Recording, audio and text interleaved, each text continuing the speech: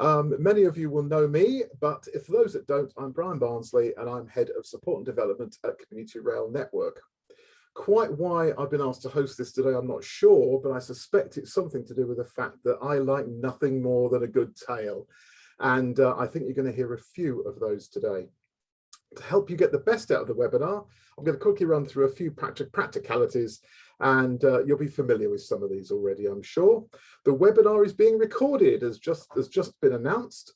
So if you do not, well, in fact, it doesn't really matter because you're all on, your video is all switched off anyway, but it will be made available through our website, as will the slides. Your camera will remain off throughout the duration. So yes, all these strange people with names I can see but can't see your faces, very odd. But your microphone will also be muted, so your video and your microphone are both switched off. If you are asked to speak, we will switch your microphone on, obviously. Please use the chat button for asking questions. That's being monitored by Hazel and Hannah. So we'll keep an eye on those and we can bring those questions in when we need to. We would like everyone to take part in the panel discussions, excuse me, after the first two presentations, and use the familiar, I suspect now, raise hand button on the system. But please don't forget to take it down again. There's nothing worse than legacy hands. So if we do come to you to speak, we will actually switch your microphone on. If you are having any technical issues, please text Hannah. She will do her best to call you back and fix any problems you might have. At the end of the webinar, as if by magic, a survey will pop up on your browser. We would like you, if you can, please, to just fill that in and send it back to us. It's really important feedback, so that we know whether we're getting things right or whether we're getting things wrong. And probably the first thing you need to write is Brian's never to do this again. So I'm really pleased to be here hosting this webinar today. I think it's a brilliant subject. I really do. Storytelling spreads throughout things we do in community rail. Nearly everything we turn into a story, which is absolutely fantastic. A little bit of alternate facts. This is actually the best attended webinar we've ever had by 100 million miles, period. So I'm really pleased to be here doing that today. So our panelists are going to take us on this journey. We have three important outcomes, and in the end, we'll hope you will have gained some top tips on the best ways to approach these projects to engage with communities, discover how to work effectively with creative partners, acquire a greater understanding on how to maximize the impact of storytelling, and be inspired and increase your confidence to develop your own creative projects. And immediately those amongst you will have noticed that that's actually 4 outcomes, not 3. As I've said, we'd love to hear from you as we work through, and that is what the panel discussion is for. So please take part. Right, we're now going to move on to our first panelists. These are Rebecca Cattrall and Dave Carlisle. Rebecca is going to be talking about the fantastically named Creativity Train. What is there not to love about a title that's got train and T in the title? And David is going to talk about the mini sagas and rail trails and track yak. Those of you at last year's awards will have heard some of these, and they really are superb. So with no further ado, I'd like to hand you over to Rebecca Cattrall down in Plymouth. I'm actually in Cornwall this morning, Brian, but obviously at home. Right, I shall try and share my screen. Let's go.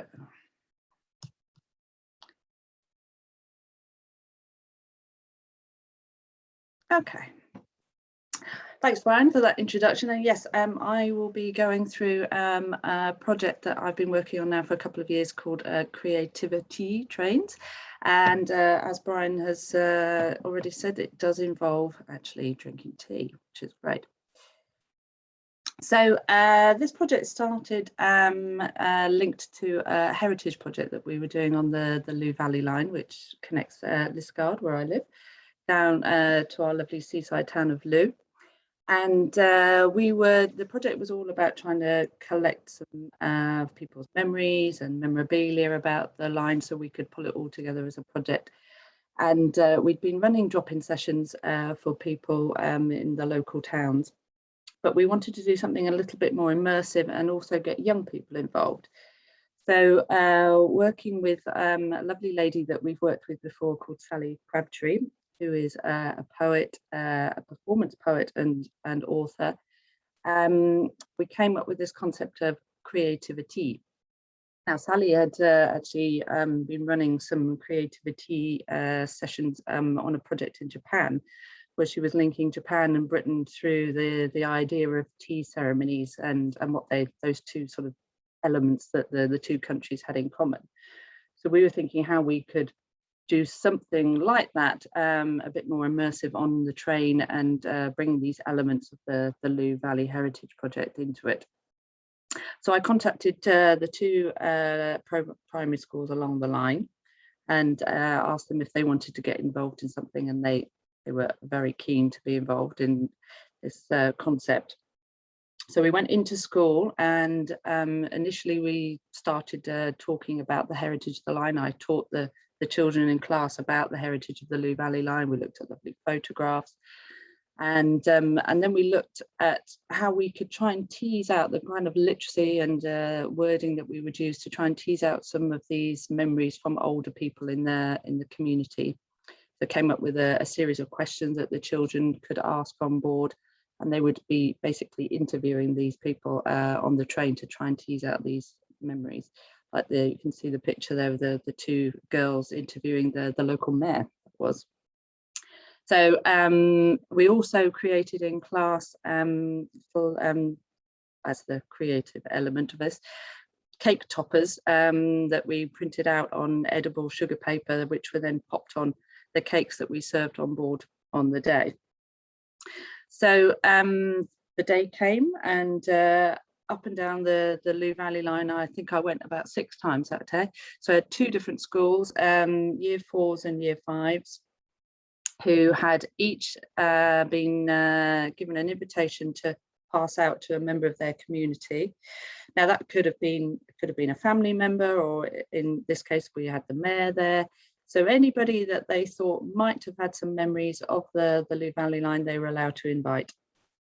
So on the day, these people came along, their little invitations, the schools, and we set about going up and down the line, doing our interviews, having tea, having cake, and just having a lovely time.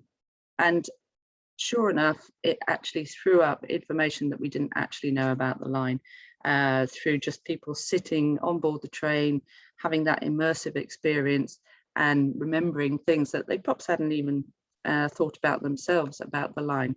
And it was fantastic. So moving on from that, we actually were contacted by the Eden Project, and they have an annual event called the Big Lunch, which is all about tackling isolation, particularly in rural areas, and bringing people together to sort of talk together over food. So in a lot of locations, this tends to be in a village hall, or it might be a street party or something like that. But the Eden Project were really interested in what we'd done on the Lou Valley line, and were really keen to see if we could sort of recreate this on board a train. Now, the Eden Project is actually located just outside one of our stations on the line up to Newquay, Luxullian. So it kind of lended itself very well to doing something on this line. Luxullian has a primary school. So I contacted the primary school and asked them if they fancied being involved, which of course they did. So again, Sally and I went into school and basically did a warm-up of what they could expect on board the train. And in this case, we thought it's going to be slightly different. So the children wouldn't actually be inviting members of their community. The people that were coming on board the actual journey were through Age UK. So I got in touch with Age UK in advance and explained what we were going to be doing, and said to them, well, if you can bring 20 people that you know in the community who you think would benefit from this event, then just bring them along. So we needed to give the children sort of basically the premise that they wouldn't necessarily know these people, but how would they sit there and talk to them when there was such a big age gap. So in school, we talked about likes and dislikes and how you can actually find out this kind of information. And we ended up making, we created a song called What's Your Cup of Tea? And the idea was that everybody has different likes and likes and dislikes, and that the children could use that as a way to start talking to the adults. So we wrote the song, and we also, again, we made little cake toppers for the cakes that we'd be serving on board. And we also made, everybody probably remember these from school, the little number game with the paper, which is in the picture there. I don't even know what they're called, but and inside we put little teaser questions for things that, so if they got stumped for things to ask, they could pull that out and be inspired to ask, for example, what's the best holiday you've ever had, or if you won the lottery, what would you do with your millions? So the day came, and again, we had a fantastic trip up and down the line up to Newquay. And the way we managed it in terms of the children was we did it like a speed dating style. So everybody got to move around, and they spoke to one particular adult or a couple of adults for about 15 minutes, and then we moved them around using a bell. And it was fantastic. The buzz on board was brilliant. The team from the Eden Project served the food. Sally and I went up and down the train and spoke to everybody. And then at the end, just before the trip was about to finish, we performed the song, What's Your Cup of Tea, on the train. So moving on from that, our next event was with a school on the Tamar Valley line. So this is our third line now that we've been working with. And a teacher there that we've been doing a project with, she told me how the previous Christmas, they were very concerned that there were maybe people in their community that were isolated and wouldn't be able to have a family Christmas that year, or didn't have any family in the local community and would be alone on Christmas Day. So they put flyers out in the community offering people to come and have Christmas lunch with the school children, but they had a very, very poor response. I think only about 4 or 5 people came. And she asked me, she said, is there any way, do you think we could improve on that, maybe by using the train? So of course I said yes. And we again, I contacted the local Age UK group and said to them, if I gave you 20 invitations, is there people in the community that you think could benefit from having a Christmas celebration on board the train? So I gave them to them and just left them with that, and that they were just deciding who they would give those to. And in school, the creative activities that we did were, because it was Christmas, obviously you have to have Christmas crackers, but we didn't want a load of horrible plastic and things like that. So instead of jokes, we created Christmas poems, and instead of plastic horrible gifts, we made friendship bracelets. And these were all packaged up in class. We made them ourselves, all from cardboard, and then carted them down to the station on the day. And we served a full hot lunch, as you can see, the helpers there handing out pigs in blankets. And on a return trip from Gunnislake down to Plymouth, we had basically a Christmas party. Crackers were pulled, carols were sung, and at the end of the day, the lady from Age UK she said it was fantastic. It was, the sparkle in the eyes of the people on board the train was absolutely amazing. And even 2 little boys have said to them, oh, did you manage to get on all right? Because there is a bit of an age gap. And they were, yeah, well, he's 8 and I'm 8.5, and not quite what I meant, but but it was lovely. And one of the best events that I think I've ever been involved with. And we are going to be doing it again this year. So then right at the end of that was 2019, and then the dreaded pandemic hit. So where were we going to go next with creativity trains? Obviously things changed, and doing big events like that on board the train may not have been something that might be possible again. I think we're going to be okay, but I had to come up with something that could keep the theme going and keep children engaged.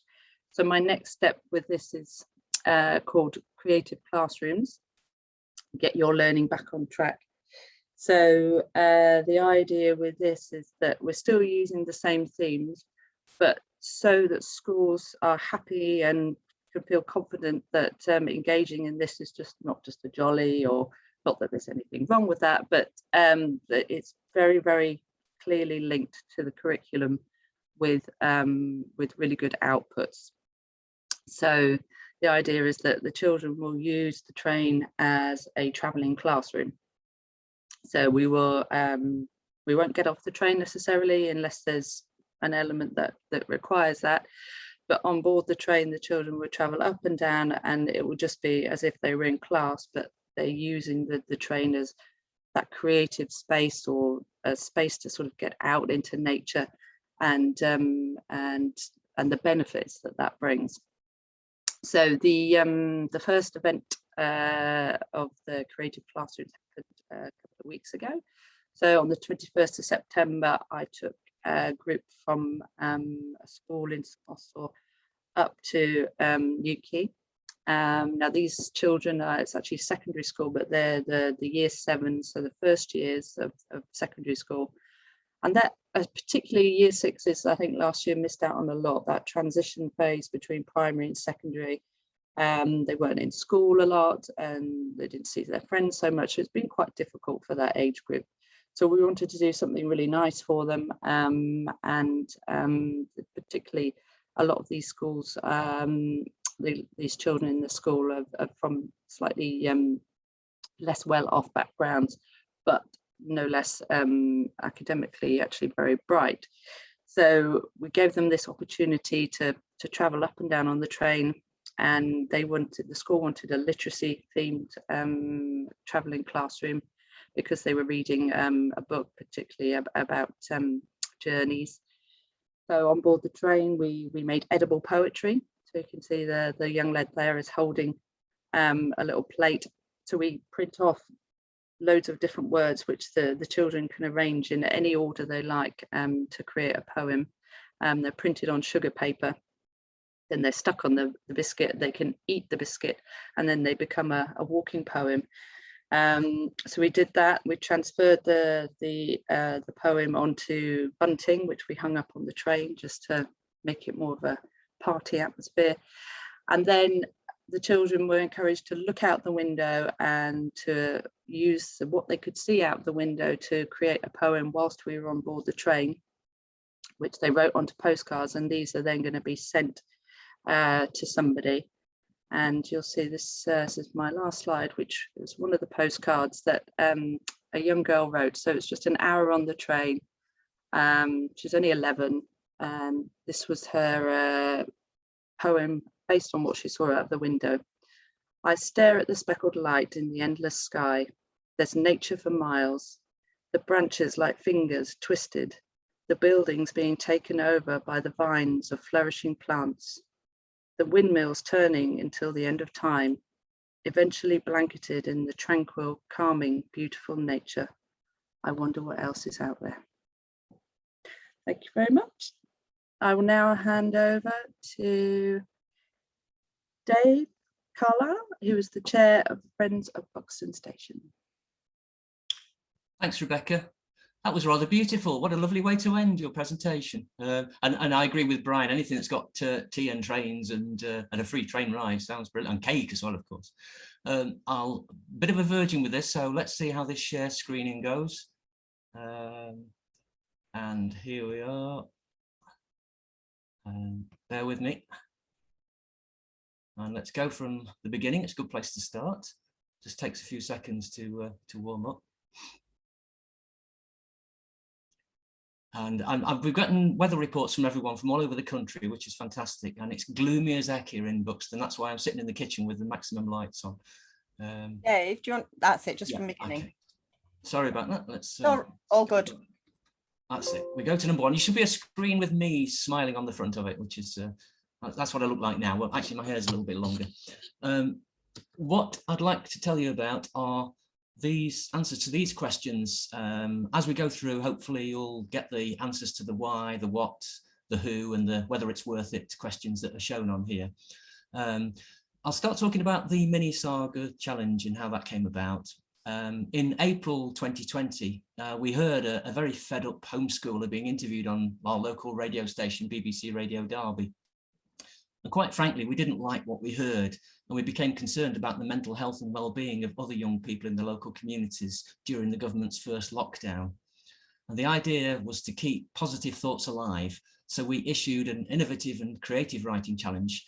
We called it a challenge and not a competition. We were quite aware that we didn't want to create that competitive element other than getting people just to think about it, scratch their heads and see what they could come up with. We asked local homeschoolers to use the mini Saga concept to write imaginative and happy stories in 50 words, taking their minds off any thoughts of negativity and confinement. This poor person in Derby sounded they were going through it in a bad way. We harped back to the BBC Radio 4's idea from many years ago, some of you might remember, and quite literally we just pinched it. The idea of the mini Saga challenge is to tell a complete story in exactly 50 words, and the story must have a start, it must have a middle, and it must have an end. We wanted to use the title "It Happened at Buxton Station" to bring it back to us and the reason why we were asking this. We contacted one of our previous partners, Buxton Junior School, and we encouraged the homeschooling pupils through their enthusiastic head teacher, Ros Carter. This was after the local education service offered and then withdrew their support to send out the challenge to all their local junior school homeschoolers in the High Peak region. We were a bit flabbergasted because they buzzed with excitement when first hearing about the idea. And then they went silent and email after email after email didn't get answered. And I'm thinking something's going wrong here. So we had to chase them up and they withdrew that support, which is a shame. And as my wife said, COVID made for strange times. So people were all enthusiastic and they just withdrew that support, which is a shame because we didn't reach as many homeschooling pupils as we were aiming for. It was disappointing, but it didn't stop engagement because of Ros Carter sharing our concerns about mental health and well-being. She also wanted to create a writing project with fun injected into it. She linked it into her English National Curriculum Attainment Targets, and I think it was called KS2, for those of you in the know. I was aware that when I put this together, scripted together, I hadn't actually got any examples, and I just love these two examples, and I'll read it now. This is by Oliver Grant, who's one of these guys in the photograph here. These are the Grant boys.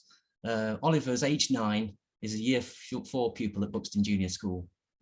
His mini Saga. The secret train painters appeared last night. The body was purple, the windows blue and red. There were orange seats and a brown carpet with white spots. If you find the train unusual, then you should have seen the station. An amazing rainbow of bright colours. The circus had arrived. That's one of the examples which we thought was the most engaging. When we were doing the judging, obviously it was lockdown time, we couldn't get together. So we had a scoring matrix that was emailed backwards and forwards between our management committee. It had to meet the theme requirements. It happened at Buxton Station. It had to be fun, had to be a complete story, and it had to be exactly 50 words. There were just over 30 pupils took up the challenge, and the 3 most engaging entries received a family rail pass from Northern Trains Limited. That was to be given and issued after the COVID lockdowns were lifted. In fact, 2 of the 3 have only just been delivered now this last week. All of the runners-up got a Bilberry Bumblebee badge, and you'll hear about Bilberry Bumblebees from us in another venue. The most engaging stories were turned into cartoons for local newspapers. In fact, the Grant boys there in the photograph gave us that idea, but sadly they didn't get printed in the paper. The next slide.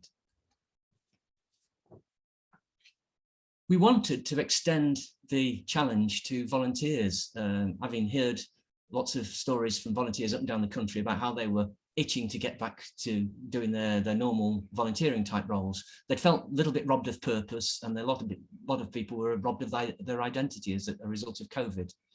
So we decided to use National Volunteers Week in June last year to expand the project and encompass volunteers across the wider community rail movement.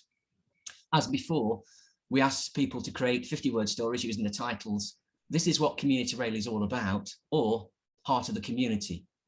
And the challenge received an enthusiastic response, with many station adopters sharing inspiring and uplifting experiences that allowed people to reconnect with and interact with each other in a positive way.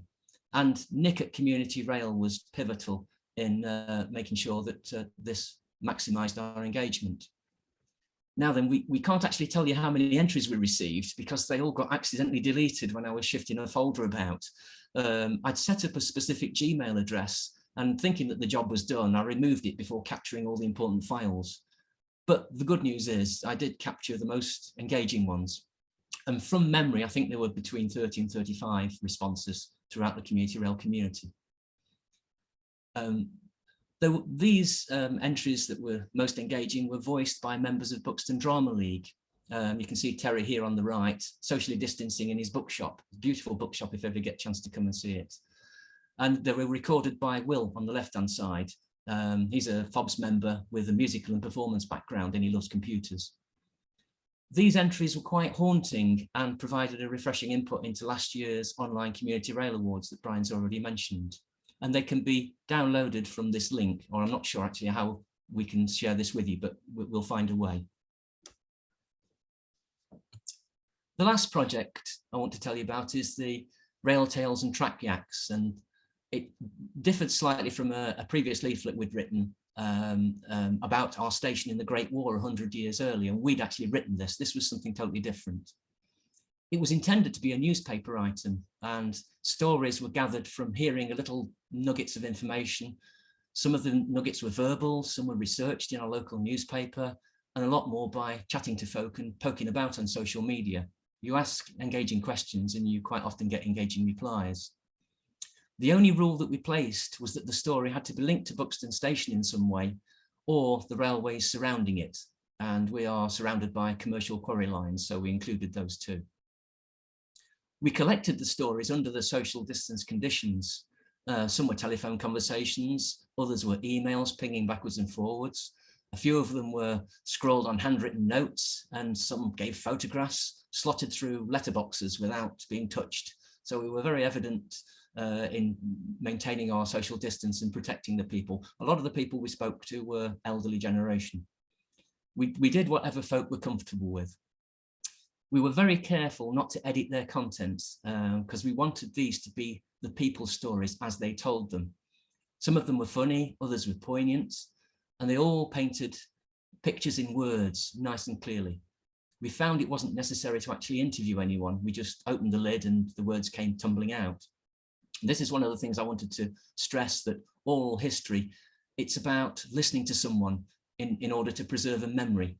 And it's really important, in my opinion, that it's got to be their words. We might need to edit out some occasional rude words. For instance, we did a story on a guy called Paul Oldfield, one of our local drivers, who went on to international stardom as Mr. Methane, a stage performer who could fart at will and would practice at work. So you can see what I mean about needing to edit out the odd rude word, but the rest of it was as it was told us. The PDF versions of the document were widely shared, and again, I'd like to share those with you if you want to get access to them in the written format and on the social media. And we also decided to get the old Drama League actors back together again. They were desperate to do a bit of thesping at the time, and a podcast was created. Now, this was lovely because it enabled us to go to a completely different audience, and it was shared with our local talking newspaper. They enthusiastically mopped it up. There's a local U3A oral history group. They've had the information too. And a copy has actually been lodged with the National Railway Archive in York. So we're quite pleased and proud that this is remaining somewhere to be used as a library article. I suppose I haven't really focused on the series of questions as such, but the big one for me was, why bother doing this? You know, we're volunteers, we've got other things to do with our time. Well, I met a great bloke full of stories. He was called John Morton. His father is E.R. Morton. If any of you from railway backgrounds, you'll know that he's a nationally renowned railway archivist. And there's a stunning collection of photos of Mr. Morton published online.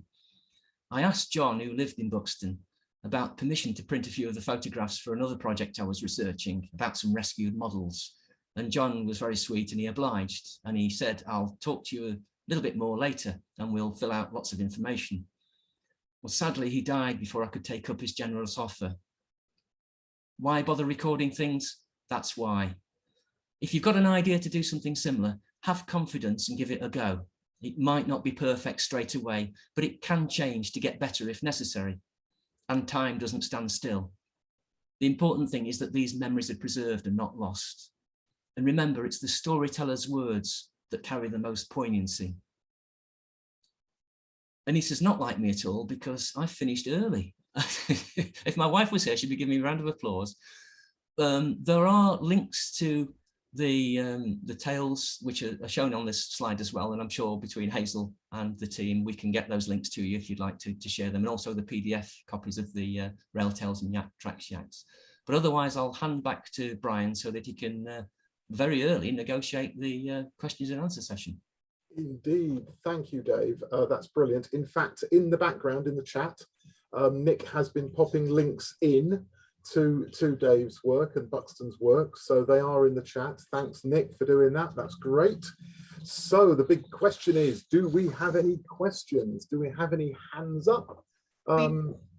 Hazel, Hi, please. Brian. We've got a couple of questions that were put into the chat and Q&A, and then of course people can now raise their hands as well using the function. So the first question is from Katie Goldthorpe, and it's a question for Rebecca in relation to creativity. This is a lovely idea. How long are the train rides, and do you reserve a couple of carriages, Rebecca? So it depends on the line. So the Lou Valley line, basically a round trip is an hour, and that was plenty of time for that project. The Tamar Valley line, a round trip is more like almost 2. So what I do is, knowing our local route as well as I do, choosing a time to go out when I know the one of the carriages is not going to be too busy is basically what I do. So we don't reserve the carriage. I contact Great Western, our operator, in advance, let them know what's going on, and we just hope that there isn't another group of 100 people who have turned up on the day. But knowing, as I say, knowing our routes as we do, we can pretty much guarantee that a certain time of the day we should have a fairly safe bet that there'll be a carriage that we can use. And if not, then you know, it's like if somebody sort of wanders into something like that, they soon wander out again. So we just go for it, really. Okay, thank you. Brian, we've got another question from Claire Sands, and this is for Rebecca as well. Love the creativity. How did you get hot dinners on the train, Rebecca? Well, that was a little bit of a logistical nightmare, but we have an organisation just based in Plymouth. They're called the Real Junk Food Project. And what they do is they basically take food that would normally go to waste and turn it into meals. So they turn it into meals for the community. But on this occasion, I said, yeah, this is what we want to do.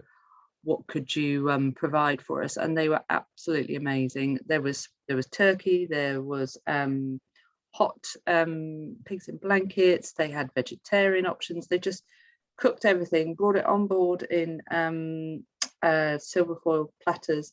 They had 3 volunteers with them, and they just went up and down the train and served it. We had hot teas, coffees, we had pudding, we had chocolates. It was, honestly, it was absolutely amazing, and the staff were brilliant. They got into the spirit of it, and everybody helped out, and it was amazing. And because they're a charity, it was, you know, surprisingly cheap as well. We paid them, but you know, compared to if we'd actually just commissioned a proper, you know, organisation to do that for us, a restaurant, they were brilliant, absolutely fantastic. It's interesting that, Rebecca, we did on a line in the north, which I'm not allowed to mention, we did a similar thing for Burns Night and used the school meal service. They were really helpful with that. Another question, Hazel. So there's no questions in the chat and there's no questions in the Q&A, but have we got any live questions? Just let me scroll down. It should have come to the top if there are. There's nobody with raised hands. Everyone's very quiet today. Crikey. Can I ask something then while we're just waiting? Both for Rebecca and Dave, actually. What would you say if there was one thing that you felt was your most favourite point of your project? What would it be? Do you want to go first, Rebecca? You go first, Dave. I'm thinking. Okay. Yeah, that's what I was just hoping for. I could buy myself a bit of time here. The one thing that I particularly value is when we introduce particularly the rail tales and track yak stories, that people said, oh, wow, I never knew that. Or that's interesting. There's one lovely story about part of Buxton, actually, that used to have gates between the station and the town. And apparently these gates had to be kept locked for a certain length of time. And one of the more rambunctious conductors, or it would have been probably a station manager in those days, used to not like opening and closing these gates. So he used to deliberately leave them open for certain lengths of time. And I think he got told off for it. And so what he did was he got his own back by locking them on Christmas Day, so that people couldn't transfer between the station and the town centre without a long detour. And he got his own back. So I stories like that, you know, just imagine a grumpy old station master, you know, doing his job day in, day out, quite happy about it, but somebody doesn't like it. And of course, then he thinks, I'm the man with power here, and he decides he's in control. And it made a lovely story. And I'll emphasize again, probably through Hannah or through Hazel, I can make the PDFs of the 2 editions of the Rail Tales and Track Yaks that we've created. So if anybody does want to read them, they do make quite nice reading. And other people rediscovered things about their family history. They were told certain things about their uncles or great uncles or aunts. And once they'd done a little bit more research, having heard about us wanting to record them, they were you know, quite emotional about the results. So, you know, it's not sort of putting someone together with a twin that's been living in America for 40 years, but it's a similar sort of thing. It's on the same spectrum somewhere down the line. So just to re-emphasize my point, it's the value that people attach to the work. And it just seems to be an idea that is slowly catching fire. We've actually got half of the next edition already, just by people responding saying, hey, I didn't tell you this last time. And so I've just collected them, and eventually it'll become another project for us. So that's me. Rebecca. Yeah, I think mine, again, going back to that Christmas event that we did, I remember just looking down the train, and like the children had all come dressed up, so they were in Christmas jumpers. The older people that had arrived on the platform that day, they'd all been slightly nervous. They didn't really know what to expect. Probably it might not be been a while since they'd been on a train. After probably about an hour and a quarter, we got to the point where it was time for carol singing. So all the sheets were handed out, and they all had their lyrics sheets. The school had a little PA, so we had music. The kids and the old people had really just sort of mingled at that point. So people were sitting in different places. There was bits of cracker and poems everywhere. Everyone had their friendship bracelets on, and they were singing carols at the top of their voices as we were speeding through the Tamar Valley. And it was like, wow, yeah, I think we've definitely changed a few lives today. And yeah, it was fantastic. Brilliant. We do have a question. We have someone with a hand up. Katie Goldthorpe from the New River Line. There we go. Oh, hi, can you hear me? Yes. I just wanted to ask Dave, because I love the project about getting the oral history project. How did he go about sort of finding the people? Were they contacts he already had, or did you sort of put a plea out in social media? Yeah, I don't know if I can talk to you directly, Katie. Are you getting me through? Yeah, I am. Yes, the first starting point was to go to the station and talk to the drivers and talk to the guards and sort of say, has anyone retired recently that you think might want to talk to me? And they sort of said, well, what do you want to talk to them for? I've got stories for you. So it became a bit of a competitive thing to share stories with us. And we did contact those people that they suggested, and we did trace people that had recently retired. And once you start talking to one person, you inevitably get a recommendation to talk to someone else. You know, oh yeah, oh, Harry was there. He knows more about it than I do. And before you know it, you're contacting Harry. And it's a lovely sort of, because you've already got that introduction, you can go along and say, Johnny down at the station says you might be able to tell me something about the time that the donkey fell on the tracks, or the time that you took a basket full of pigeons down the track and let them go. You know, all those sort of stories you hear about. And it's quite nice because you don't have to do the ice breakings. That's already been done for you. And they're really happy to talk because they think, you know, we're friendly because we've been recommended by one of their friends or one of their work colleagues. Oh, okay. Thank you. Thank you. That's welcome. great. That's a good point. I think I've just seen something else come up in the chat, Hazel. Yeah, Brian. We've a question from Graham Atkins. Great presentations and ideas. And Graham's asking, what was the feedback from the schools and volunteers? I'm assuming this is to both Rebecca and Dave. Is it? Your privilege this time, Rebecca. Well, yeah, I mean, feedback from the schools has been fantastic. I mean, as I say, the Christmas train, the teacher, the first thing she did the next day was email me, say how fantastic it was and can we do it again. So despite the pandemic, we've obviously we didn't do it last year, but it was one of my things on the radar to make sure we did do it again this year because she was so keen. But yeah, all the schools have been fabulously supportive. And volunteers, the only volunteers we've used per se are the ones on the food charity, but again, I'm sure they would be really supportive again because they were fantastic.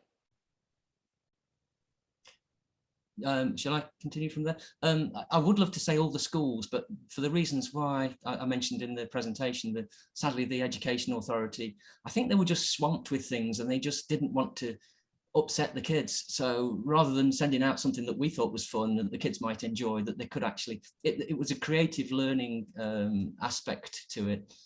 They just withdrew and said, no, we're not going to send this out. And it was such a shame. And we did write, having had that refusal, we did write to one or two junior schools who we'd not worked with before. And I think they were the same. It was May, it was very early in the lockdown process. And I think they were just kind of not sure what to do, where to go, didn't want to upset anybody. And it was all getting a bit too much anyway. So I think if I'd give any piece of advice from this, it would be get your people in place, the engagers, those people that can find and approach the schools and will be taken seriously, get that in place first. We did it afterwards. We got the idea and then we went trying to sell it. And I suppose we could have gone to community groups, but again, they weren't meeting. Community groups, I think, like Scouts and Guides are meeting now, and Cubs and Brownies and so on. So they're a route in. But in terms of the feedback we got from Buxton Junior School, I mean, the head teacher was very switched on. She comes from an environmental science background. For instance, we've just done quite a lot of work over the summer with her on our bumblebee project. And she's let us dig up 10-meter radius circle in the grounds and plant lots of wildflowers, and we've experimented with the types of wildflowers which will grow best for the bee. So she's very switched on and wants to do things that are a little bit outside the national curriculum, but actually relate back to it, and they provide good learning points. So Ros was absolutely over the moon that we'd gone in. They like working with outside people, and they also like the fact that we're volunteers, that we're not paid workers or agencies coming from somewhere else that has to tick the box and work with someone else. We do it because we want to work with them, and we're very happy to engage with them, and they're very happy to engage with us. The sad thing for us is that we couldn't actually meet the pupils. Everything's been done by distance. Even giving badges, we had to sort of wrap them up in plastic and disinfect them and post them through letterboxes and so on. So it was a shame not to have that personal contact, because I think that would have been quite enriching for us as well as for the school pupils. But feedback was on the whole positive. They enjoyed working with us. They enjoyed the fact we're from outside, and we give a different perspective to their learning. So thanks for the question.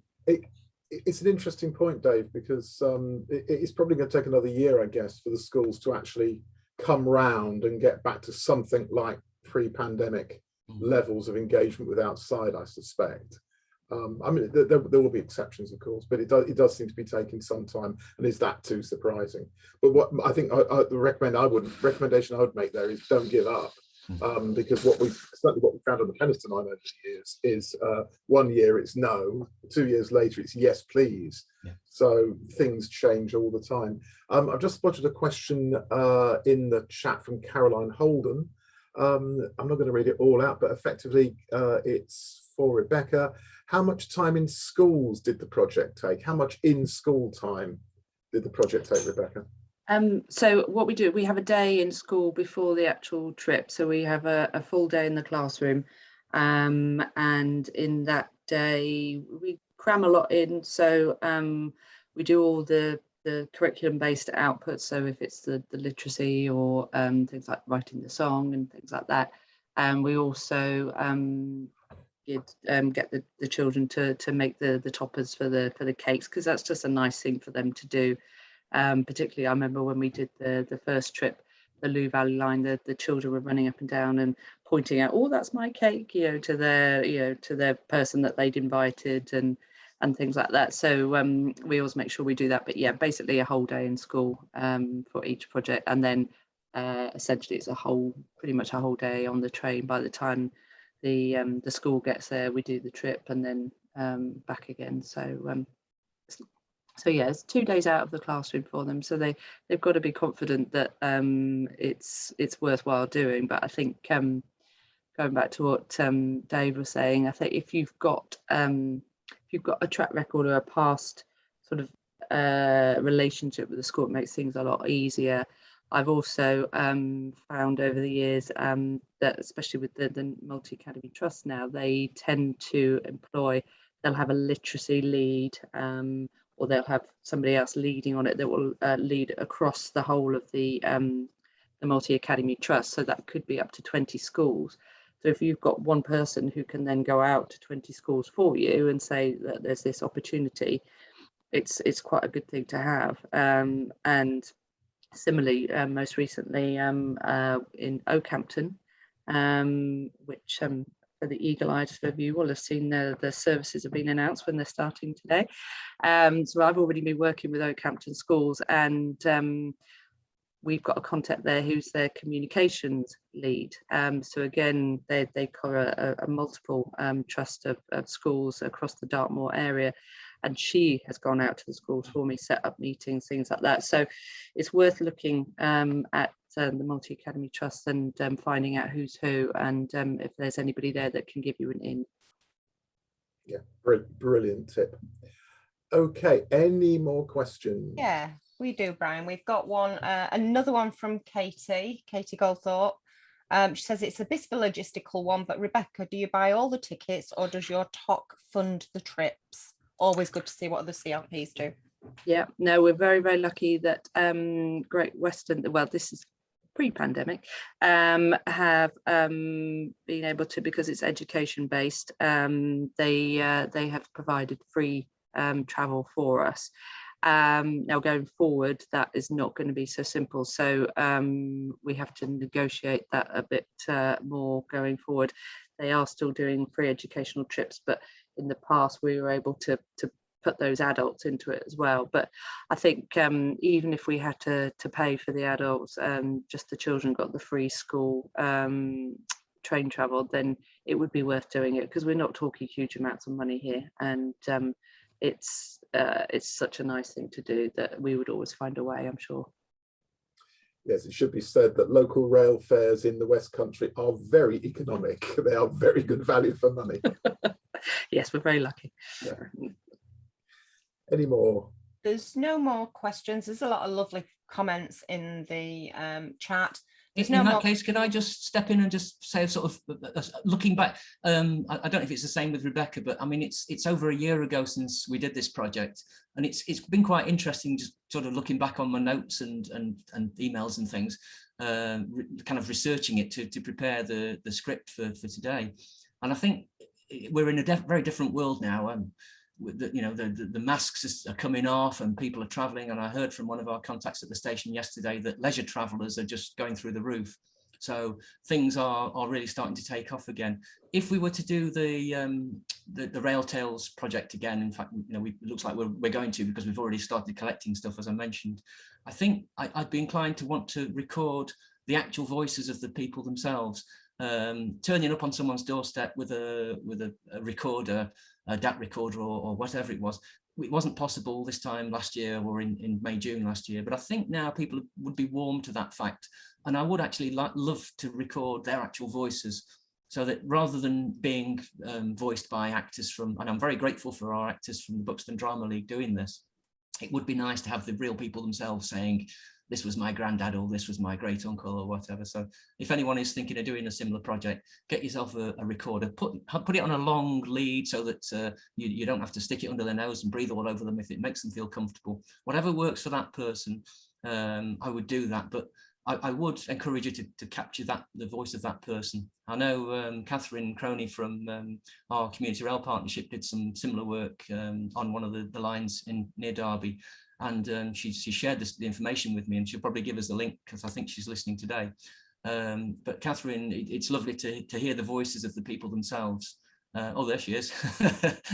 Speak of the devil, and there she is. So it's nice, and it's wonderful to hear the stories told by the people, and you can kind of imagine them going all misty-eyed when they remember back to times long gone, and indeed people long gone. So it's that thing about the preservation of memories that I mentioned earlier on. Thank you. Hazel. Oh, sorry, Brian, it's Hannah here. I was just going to jump in as well, picking up on Dave's point about recording. And obviously it depends on people's familiarity with technology, but a similar thing that Hazel and I did for the online awards last year, you'll remember we had people doing cameo videos. And obviously with technology, as we're all discovering over the last 18 months, you can record on a mobile phone and send that in, so you don't even have to go and physically be with that person. As long as they've got someone who can potentially help them with the technology and send that file over, then you can weave it all together. So there's a lot of flexibility about gathering all of that content.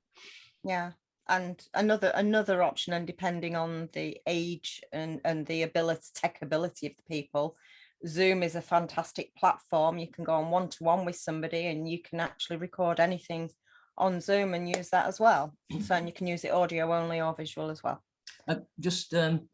Catherine just raised an important point there that I'd not mentioned before, and that was the business of consent. I mean, if people don't consent to contact me, they just don't bother returning the calls. I mean, that's as good as permission as anything. If they talk to me, then they want to talk to me. But it was recommended to us by the U3A people that we record a written consent, and we've devised a form to do that. It's something very simple, which basically says, this is what we're going to do, this is how we're going to use the information, and we won't embarrass you in any way. And I can make that available again through Hazel or Hannah. Or Catherine's offering to do that as well, yeah. I think. Yeah, I think that's really helpful in this day and age. That's really useful. And the other thing is that strikes me about your project, particularly Dave, is the longer term aspect of it. I just happened to be in the Railway Museum the other week, and there's an excellent exhibition about ambulance trains, yes, which has oral histories, which were recorded at the time, amazingly. And they are the bee's knees. They really are. They really bring home what it was like to work on one of those vehicles. So yeah, it's really important. Okie dokie. We are fast approaching the time we are going to have a break. If there's no more questions. No, doesn't seem to be any, Brian, at this stage. We can pick things back up at in the final discussions anyway, can't we? Certainly can. So you're going to have a whole 13 minutes or no, 12 minutes. The clock's just kicked over. 11 minutes for a break. Yeah, it's getting shorter all the time. I better shut up. 11 minutes for a break. Please be back here on time at 11:05, and we'll continue on with Faye and Rachel. So enjoy your break. Thanks, Brian. No problem. Go and put the kettle on.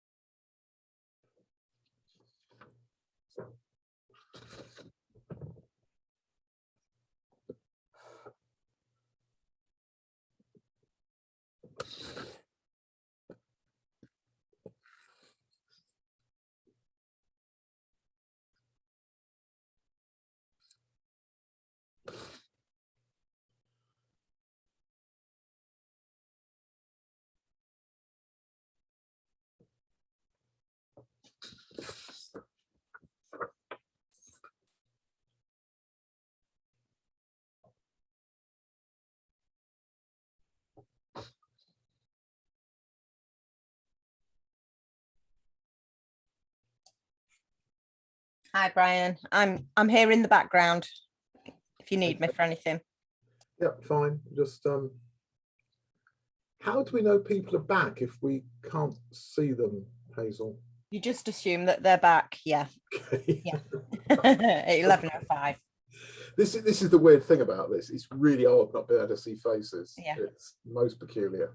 We have done webinars previously in meetings Uh-huh. where you can have, but it does become a bit unmanageable. So Yeah, well, it's bad enough the SAD team meeting only just about fits on the screen, so I know what you mean. But it is weird not being able to see people. yeah, most people are probably there listening and just having a cuppa and just waiting for us to get started again, I would imagine. So are we automatically muted? We're not muted at the moment. We're having a conversation with each other, but everyone can hear us. All right. Yeah. That's what I say then. Yeah, indeed. Have you heard the one about? We can get everybody who's there to put their hand up quickly and then take it down, and then we'll know. Oh, they're doing it. There's only one person out there at the moment. It's only Dan. And it's Daniel. Yay, there are people out there in the darkness. I mean, I must say that was a fabulous first half to this webinar. How inspiring, what inspiring projects. I love Community Rail for the creativity side of things. Fantastic. That's absolutely right, Hazel. It's the best part of it by a million miles. Yeah. You know? Yeah. It's just such a good fun all the time, and you always learn something new. Hang on, I'm wrapping up already. That's and loads of social benefit. This is the thing. There are so many benefits to creativity. Helps mental health, physical health, everything. So it does, but to be honest, you know, I'm getting a bit fed up with measuring stuff. We do it because it's fun. We do it because we like doing it. Yeah. How do you measure that? It's just enjoyable. Absolutely. It brings people together. And people get so much out of it, don't they? They have the joy that it can bring and the happiness. Well, even something as simple as somebody sat there on a station with a guitar, as we used to do many years ago, as you remember, Hazel, with our friend Phil. There's something magic about just that, to be honest. Indeed. You know, it's great. We are at the allotted time. We are. And I see our next session speakers are back with us, which is very reassuring. I'm sure you understand. So next up, we have two more presentations. First of all, we have, where's she gone? There we go. Faye from Sevenside Community Rail Partnership down in Bristol and surrounding areas. And she's going to talk about a track record arts project. And then we're going to hurtle back up to the outskirts, southern Manchester, Rose Hill to be precise. And Rachel Singer is going to talk about intergenerational arts projects. So, Faye, over to you. Thank you, Brian, and hello, everyone. I hope you can hear me nice and clearly. So I'll just get my presentation up on screen. Make sure you can see this. There we go. I hope that's okay for everybody. So I touched a little bit on the track record project, but also there was a few different topics around sort of creative project funding and facilitating in tech that I've covered as well in the presentation. So I'll get started here. So just a quick little bit about Sevenside. Sevenside Community Rail Partnership we formed in 2004, and the partnership has a network of routes radiating from Bristol, which is bounded by Gloucester, Bath, Freshford, Weston-super-Mare, Taunton and the Severn Estuary. And this includes the Severn Beach branch line, which is a designated community rail line by the Department of Transport. Our partnership covers 27 unstaffed stations across 130 rail route miles. We're quite a small team. We have one full-time manager, my manager Heather Cullimore, who quite a few of you probably know, and there are two part-time members, one of them being me. My position is art coordinator, which is a new-ish role. It began in 2014. I don't know if there are many other designated art coordinators in the other partnerships, but the Sevenside realised that the impact of the art schemes they were doing was quite big, and they wanted to invest in developing these a bit. So that's why I came on board. Excuse the pun. Just to tell you a little bit about Track Record, the Track Record project. It was a collaboration between musicians Eyebrow and a poetry collective called The Spoke, who are based in Bristol and around the Lower Severn Vales. They wanted to create a piece of work inspired by the Severn Beach Railway line, which runs from the inner city of Bristol out to the wide expanses of the Severn Estuary. They composed and recorded a soundtrack to the entire 40-minute journey, which can be downloaded and listened to as you travel on the route. So it covers the whole trip. So you can press play at Temple Meads and the track will take you all the way through to the end of the line. The Spoke, which is the poetry collective, they hosted several creative writing workshops at local libraries along the railway line, along the Severn Beach line. And these workshops informed the final poetry that was recorded on the soundtrack. I will play you a little taster in just a moment, but once the soundtrack was created, we wanted to do a bit of a launch of it. It is available to download for free online for anyone who travels on the line. But we ended up doing it back in, this was July 2019, so before all the restrictions. We hosted a silent disco on the train, which is where participants have a set of headphones, which they can pop on, and we were able to essentially press play at the same time so that everybody was listening to the track at the same time. But it doesn't take over the whole train. We didn't completely blast the whole train with the music. The track was streamed in real time to multiple headphones, and then the whole performance was shown live at the Severn Vale Festival, which is at the Severn Beach end of the track. We're hoping to do a repeat of that silent disco event in the new year. Touch wood, all things being safe and well, because it was really popular. And it was just a really great experience for not just the musicians to see how people responded to the work, but for the people on board to have a very different journey and experience of the Severn Beach line itself. So I'll play you a little sample. Play you a track called Ghost Ride. Ghost Ride.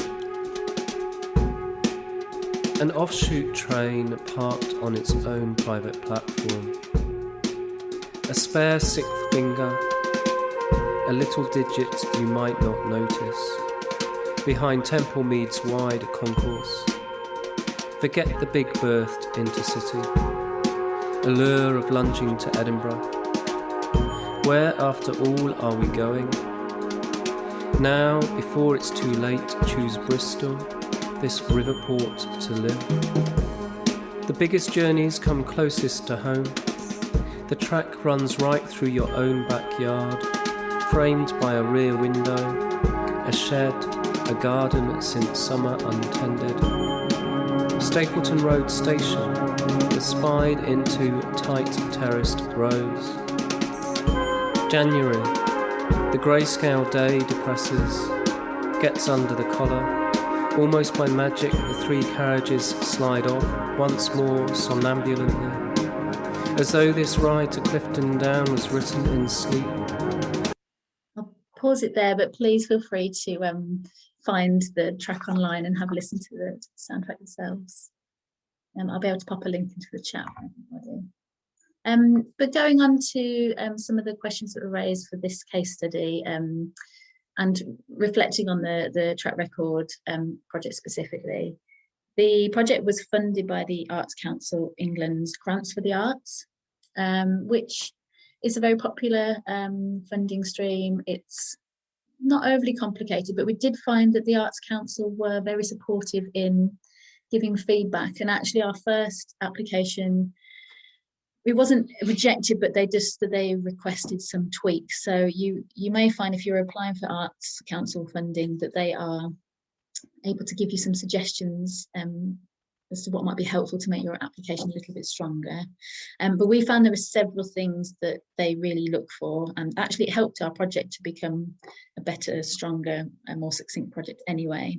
So yeah, there are several aspects which can improve your chances of securing funding. From our experiences, these are community involvement. So making sure you explain like how will you work with or engage the community with the project, who's going to benefit from it. Making sure that you can involve the local community is a big plus. The Arts Council are really keen on getting the wider public to experience the arts. So clarifying how you will work with them and how you will get them involved. Another helpful aspect is to get support in kind or as match funding from partners. So that could be rail industry funding or support from the local community rail partnerships. It shows that the project's more likely to take place if you've got the right people behind it. If you've got people saying, "Yep, we're up for this," especially if the people running the trains are okay with you doing it, then and hosting the stations, then yeah, that's usually pretty helpful as well. The next thing to look at is around keeping your brief simple. So thinking, is your project easy to explain to a stranger? Do you have a clear vision of what you want to achieve? And it's okay if you don't. It just means maybe you need to do a little bit more research or maybe some consultations just to clarify what it is you're actually trying to do.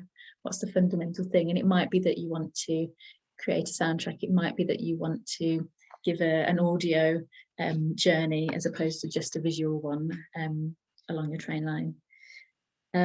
Following on from that, having specific outcomes is quite helpful, not only so that the funder can understand the scope of the project, but it's for you to be able to keep the project on track and make sure that you're working to what you've said you will do.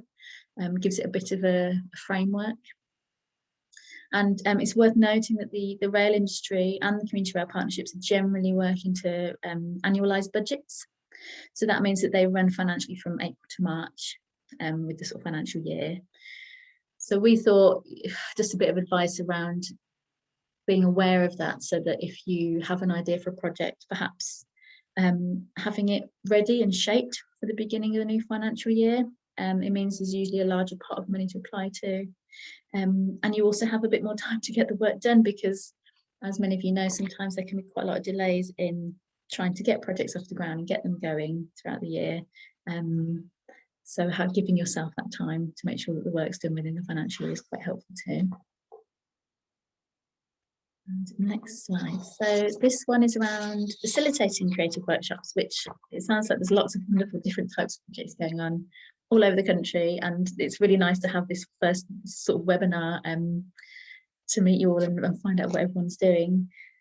From our collective experiences, and not just track record, but from other creative workshops as well, we have some key points that we think translate across all projects when it comes to facilitating. First off, we sort of suggest considering the in-house skills from your team. So will you be able to deliver the activities yourself? We're quite aware that some partnerships and some volunteer groups are very small with limited capacity. So it's being realistic about what you can actually do yourselves. Does your activity require specialist knowledge or experience? And if so, can this be built into the funding application? Which leads me on to sort of the second point, which is around identifying the right people for the right roles. So on track record in the project, the Spoke Poetry Collective, they ended up identifying 4 members of the group who had teaching experience already, because they felt that for running the community writing workshops, they wanted to make sure that they had the right facilitators in place, and 4 of the members, having been teachers, were much more confident in taking on the role of facilitator for that. So it's just thinking about who's got the right skills in the project. And identifying also relates to choosing the right audience as well. So who do you want to work with and how will you reach them? Track Record reached out to communities along the Severn Beach Line via the local libraries. And the reasoning behind that was that the library users might have slightly more interesting in sort of writing and poetry, or that they might be just slightly more willing to take part in a creative writing workshop. And also the sessions, the workshops ended up being run at the local libraries so that the participants were familiar with the settings and hopefully felt a bit more comfortable in taking part. The next area to highlight is background work, or the management of the project. And this is a big thing that gets forgotten about so often. There's a lot of focus on the delivery of a workshop and delivery of the projects, but not so much on the prep time, or the preparation, or the planning, or the communication with venues, participants, teachers. and inviting people along, getting marketing done.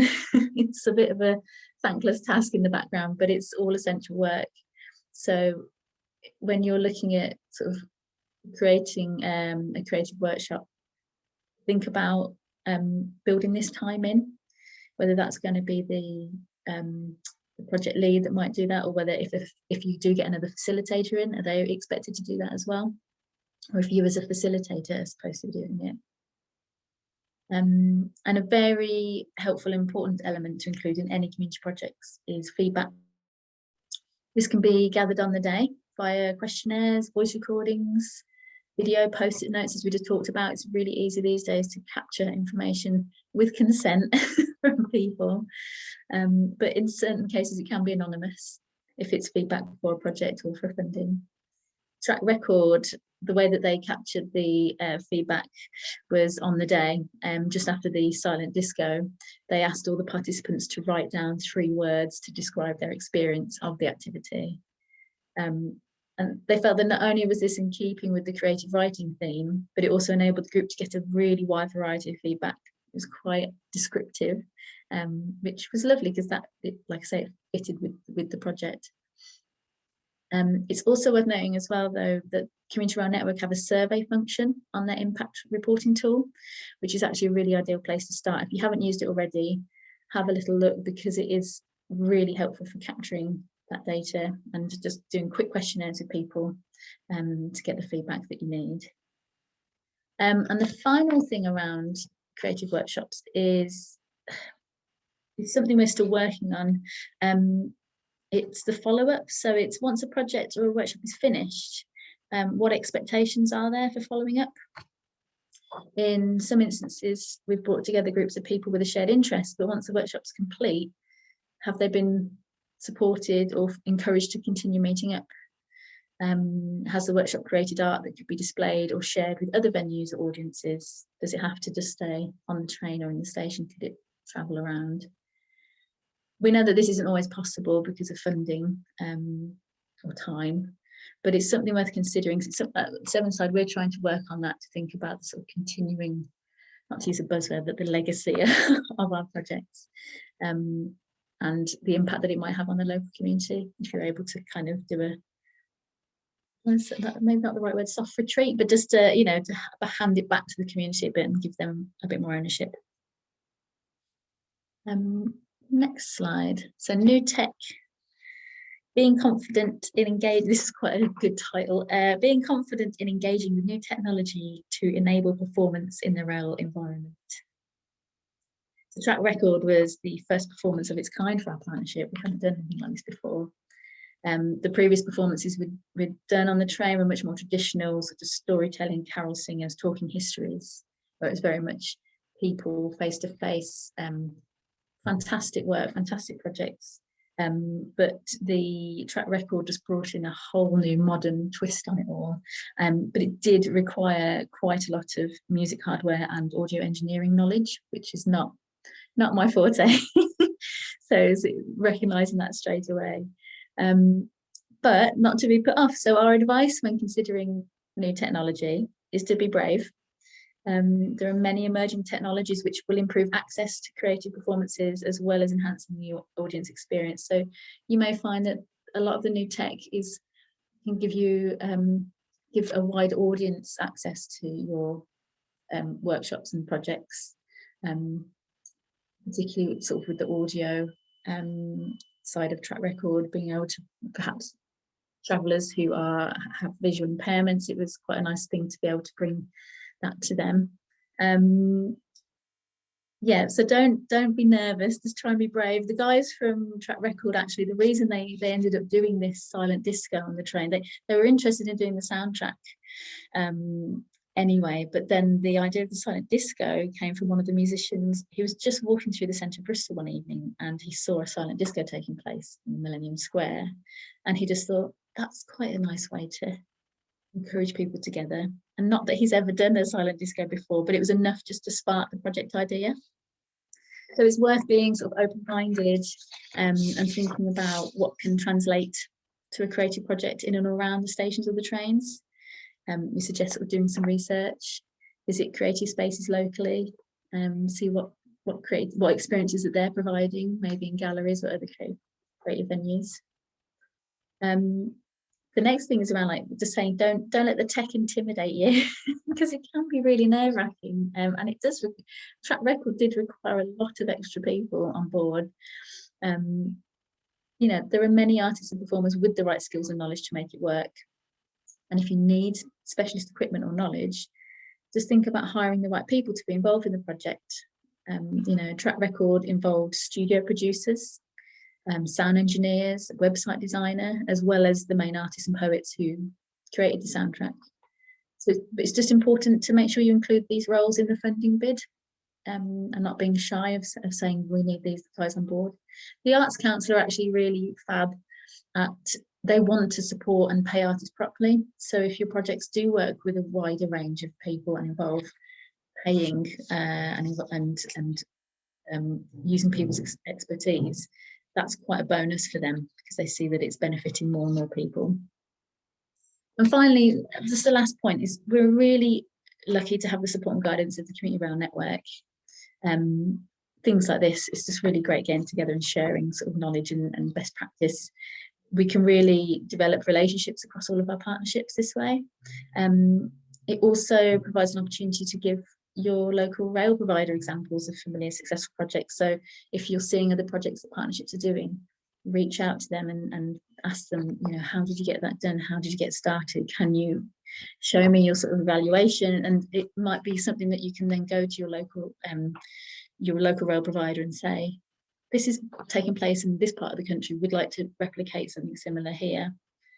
Here's the feedback. Here's how it worked. Don't forget that you do have this lovely web, this lovely network that where we can share these skills and these examples. So hopefully that will bring some, you know, help get some backing for your ideas. Yes, I think that's about it. I've whizzed through that. I'm going to stop sharing. Hopefully you can see me now. I will now hand you over to Rachel Singer. Hi, Rachel. Rachel's from the Friends of Rosehill Station. Thanks, you. Right, thank you. That was lovely. Thanks, Faye, and brought in a few points that I can skip over. Thank you. So I'm now going to share my screen.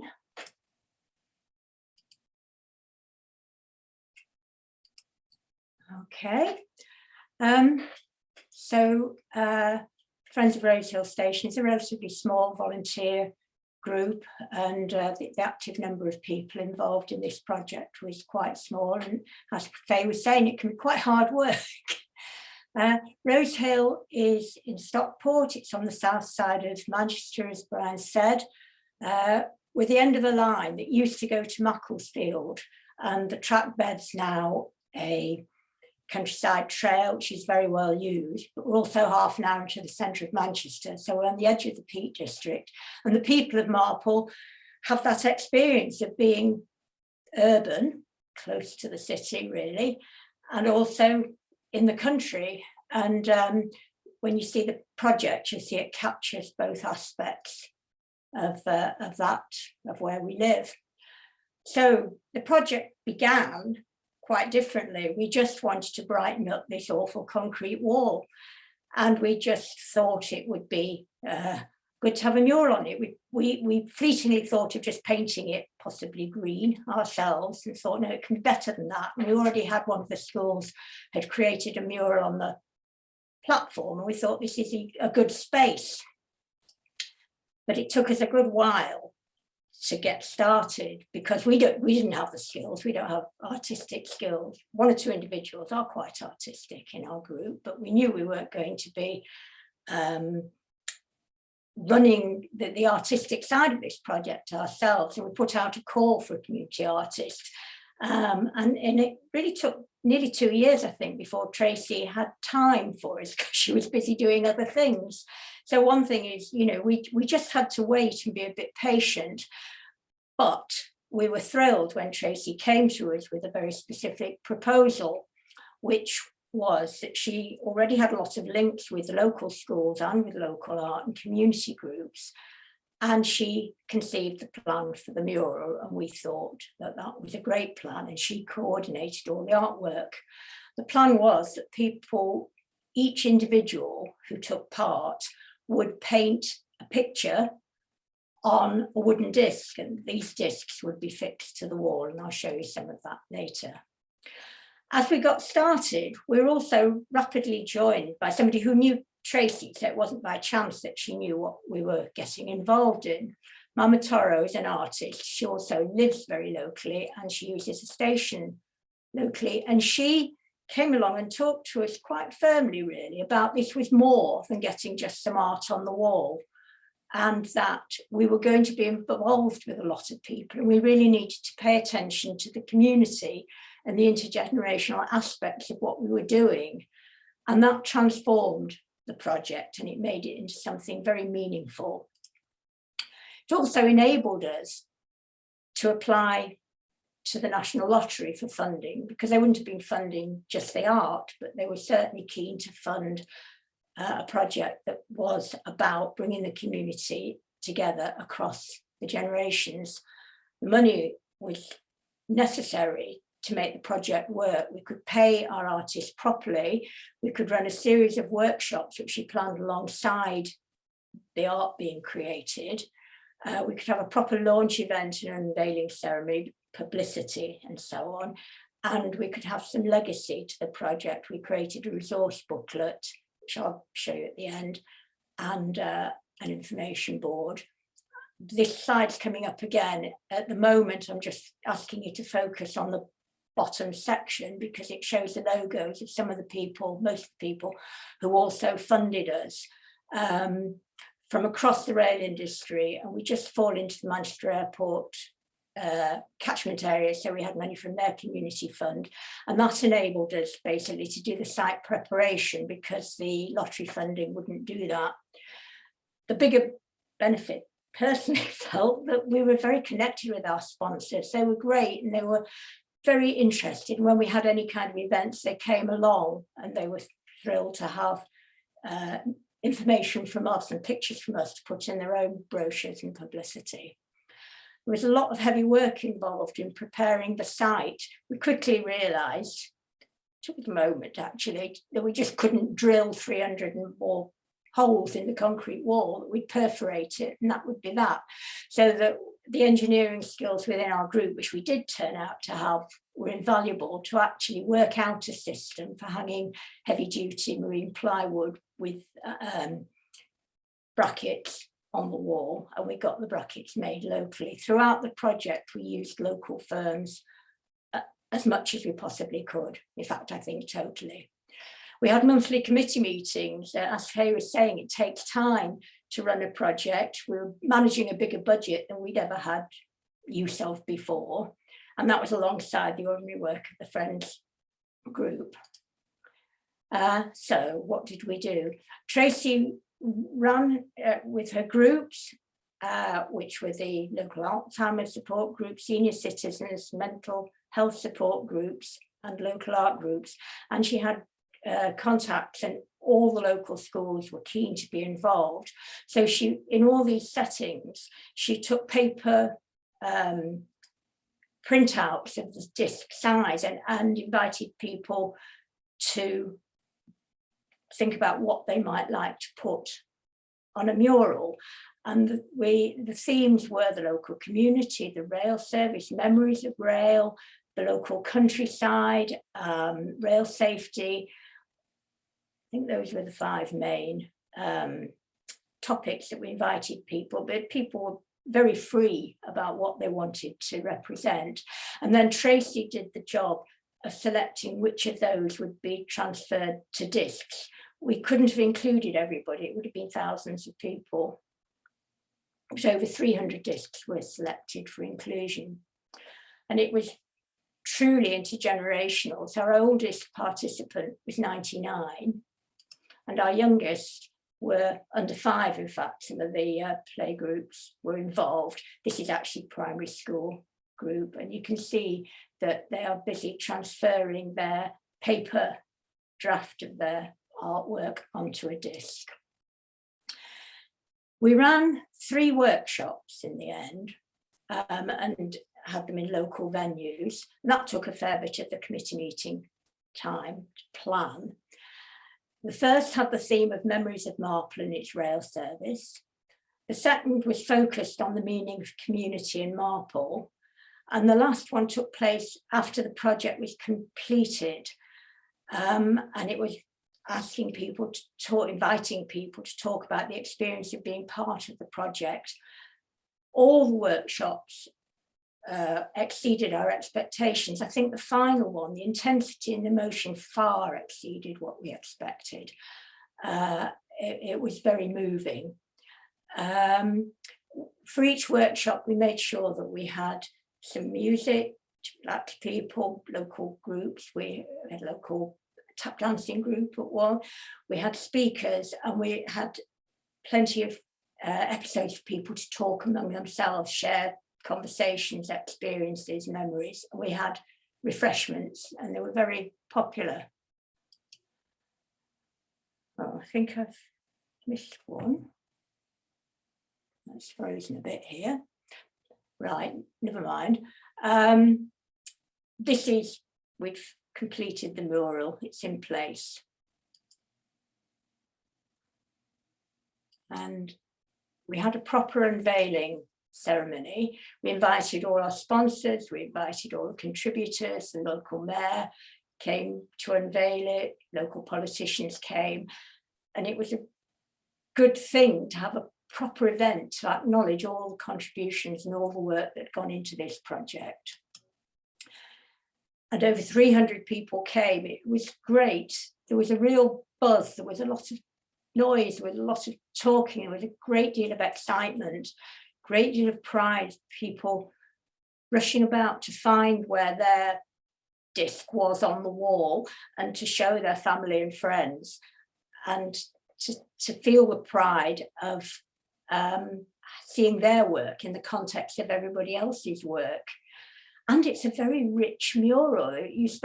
I've viewed it, I don't know how many times, hundreds of times, and I always find something new in it, and it just draws your attention to what somebody remembers about the area or values about the area.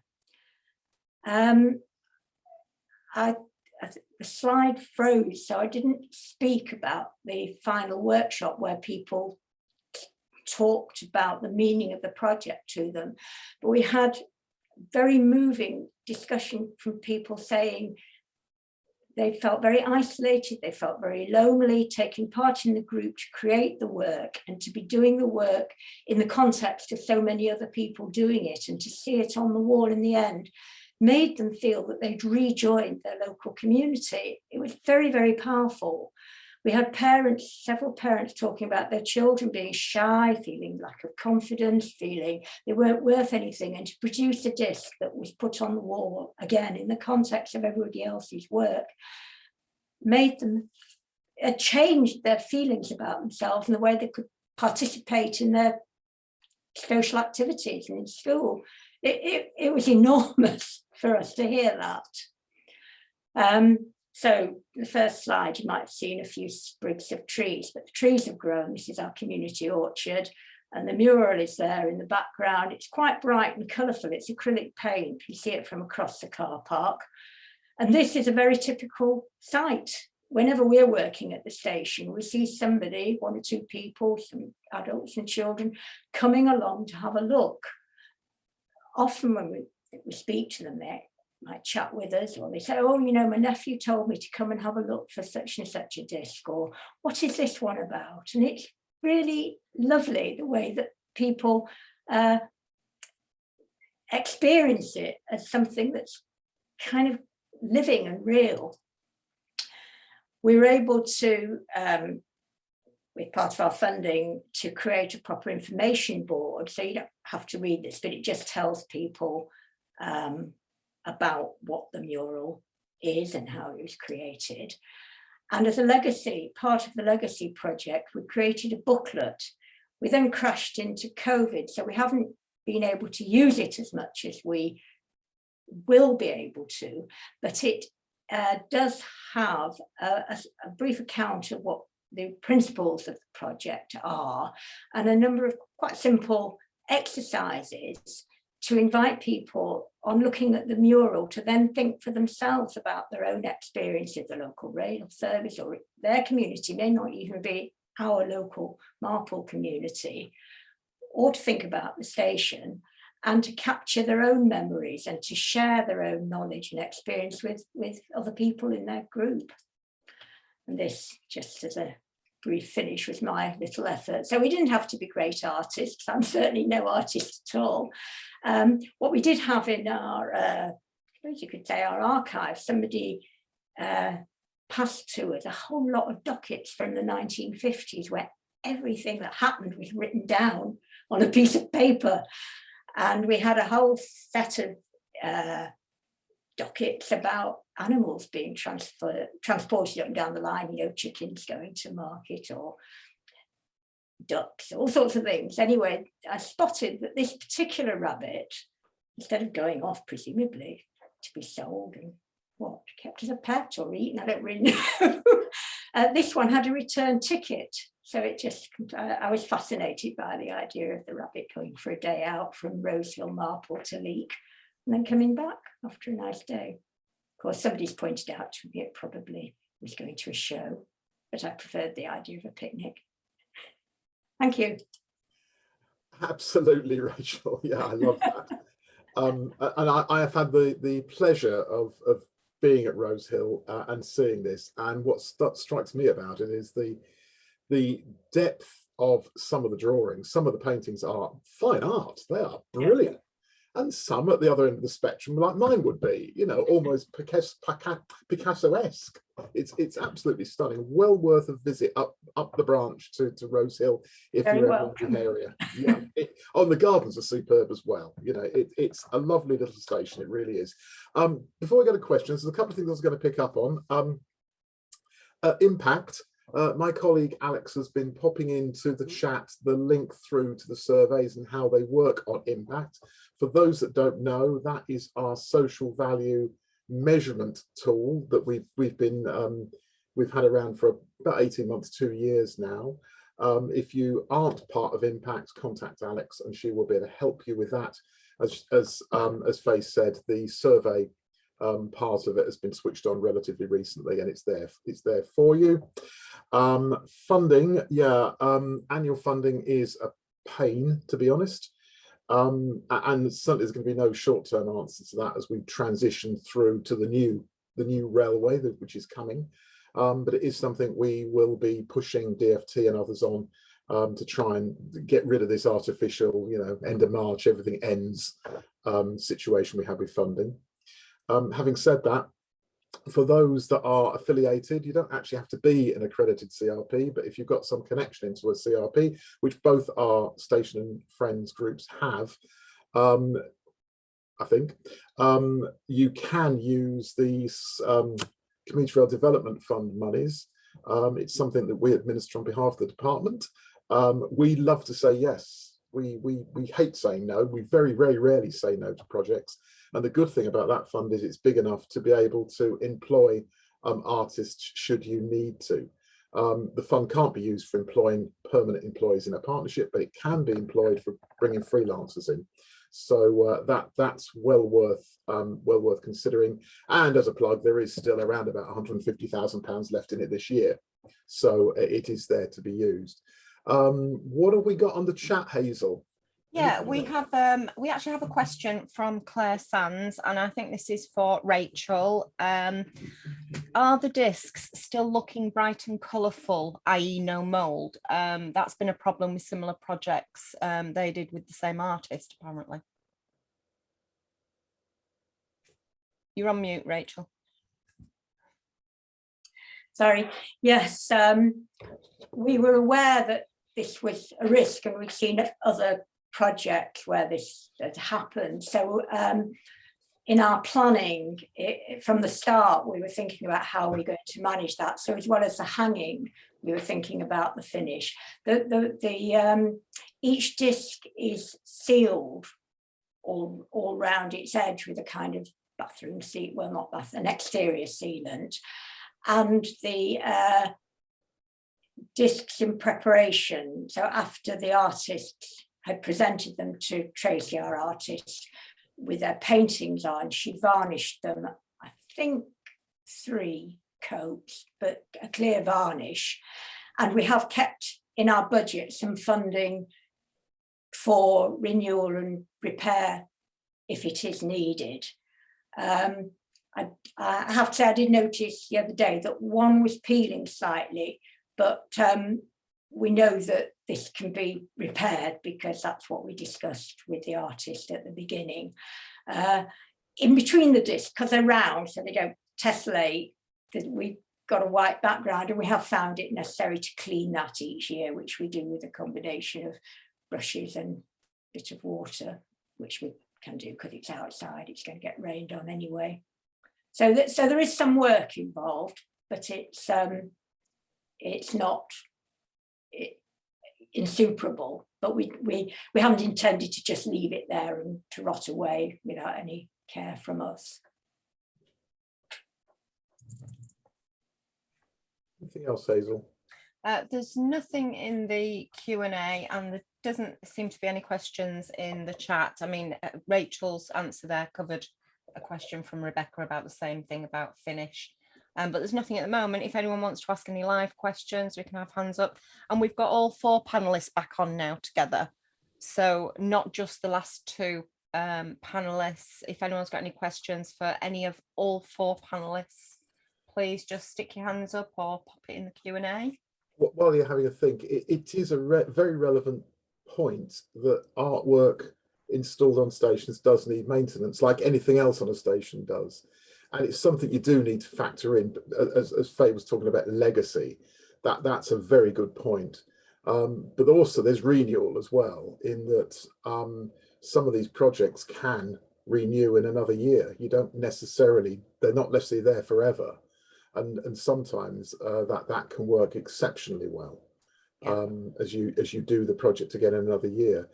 There is a word of warning though, and I know our friends at Network Rail had a problem in London where they did remove, and they'd agreed to remove a mural in an underpass, which caused an outcry because no one at Network Rail realised just how much the local community loved the mural. So even though it was going to be replaced, it got them into a bit of trouble. So that that part of it probably needs planning in at the very beginning. Yeah, we have got another question now, Brian, from Caroline Holden. What is the lead time required typically if going for Arts Council lottery funding or funding outside of the rail industry, basically? That's open to anybody, I suppose. Right. I can mention the Arts Council funding. It depends on how much you're asking for. I think if it's under maybe 12 or maybe £15,000, it's sort of averagely about an 8-week turnaround. But I think if you're asking for more, it could be about 12 weeks. If you're asking for over 15,000, it's worth building that into anything as well. But like I said, well, with Track Records, the project was actually from conception to delivery was about 2 years, and we, like Sevenside, we got involved for the final sort of year, and I think that helped to speed things up with permissions and bits and pieces like that, and in-kind support for the funding application.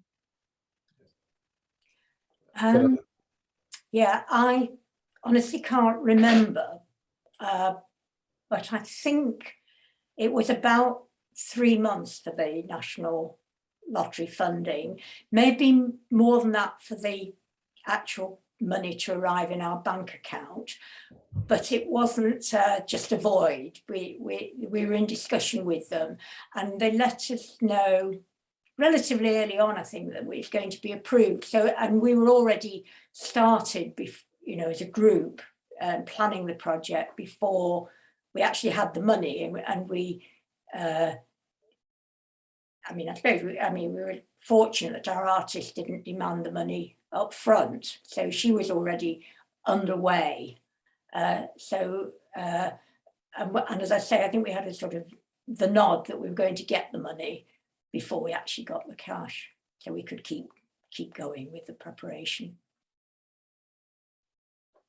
Indeed, and this is a good point, isn't it? In that it's where planning comes into community rail. It's something we all tend to like to do immediate type jobs. We're all keen on that, and sometimes there's pressure on that from the rail industry. But actually, these things do take longer to plan than one would ever imagine. I think that Rebecca made comment to that earlier on. Let's remember how much time you have to spend prepping it long before you get to getting on the train. And again, as I say, certainly community development fund money can be used for that if you're bringing people in to do that work. So yeah, bear that in mind. Okay, anything else?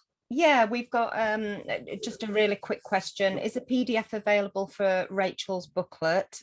I think you did say there was that was available, Rachel. Well, probably it isn't as a PDF at the moment. It's something I can look into. That would be good. Thank you. If you can sort of keep us informed, and then we can make that available as part of the webinar resource. And following on from that as well, Catherine has a question.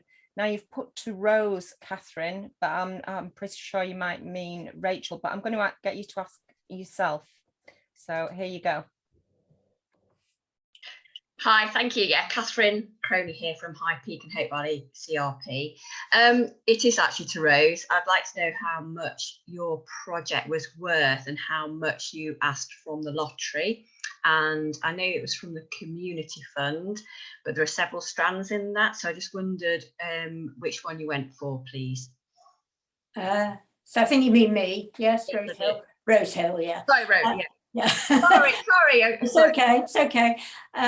Yes, it was £50,000 from the National Lottery, the big lottery fund. As I say, which is a lot more money than we normally even think about. We opened a separate bank account to manage it, and our treasurer kind of worried, and then just got down to business and dealt with it expertly. And I think in the application, we were guided through this by our mentor. We possibly the National Lottery would have guided us, I don't know, but we knew nothing about it. But we described each funding stream. So how much would be for publicity, how much would be for materials, how much would be for paying the artist. We had about 10 things, 10 subheadings. And really had to estimate how much each would be. I think my memory serves there was scope for a small amount of movement between categories, but not really. They really expected us to get it right about how much we would spend on publicity and so on. And then we had at least another £5,000 in the additional funding from the other bodies, maybe more. So it wasn't a cheap project. And that's why the budget management aspect of it was, you know, as important as all the planning and just getting the project organised and planning the workshops and so on. It was a big job. I mean, we're all retired, and it did feel like having a full-time job at times. Yeah, you can never underestimate how long these things are going to take. It's always longer than you'd imagine. That's nearly always the case, I think. Okay, got more messages. Let's have a quick look. People are saying thank you to you all. That's really nice. Thanks, guys. If there aren't any other questions, I'm going to give you a whole 9 minutes back of your day. You know, who can't say that Community Rail Network doesn't give? I've got a couple of things to finish up with. I mean, I think it's been a brilliant session. You know, I'm really glad Hazel asked me to do this because it's been great. It's been fascinating hearing about these projects, some of which I knew about, some which I didn't. So yeah, well done. Keep going.